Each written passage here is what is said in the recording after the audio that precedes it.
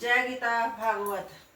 श्री सुखदेव जी बोले, हे राजन, इसके बाद उद्धव जी ने विदुर जी से कहा कि हे भ्राता, अब मुझे जाने की आज्ञा दो, क्योंकि मैं बद्री नारायण को जाना चाहता हूँ। भगत उद्धव के यह वचन सुनते ही विदुर के नेत्रों में जल भर आया।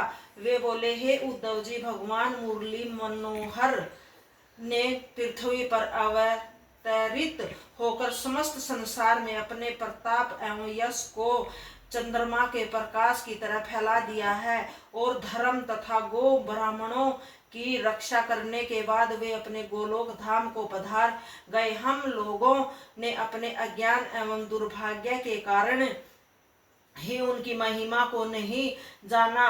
तुम तो आठों पहर सदैव उनके समीप ही रहते थे, परंतु उनकी माया ऐसी प्रबल थी कि तुम भी उनको न जान सके। इस कारण निश्चय ही यह जानना चाहिए कि भगवान श्री नंद नंदन की कृपा के बिना उनके कर्म को कोई भी नहीं जान सकता। यदि मुझ जैसा व्यक्ति तुम जैसे हरि भक्तों की ही सेवा में रहे तो भी जन्म सफल हो सकता है, परंतु भगवान श्याम सुंदर की कृपा के बिना हरि भगत का सत्संग भी सहज ही नहीं मिलता।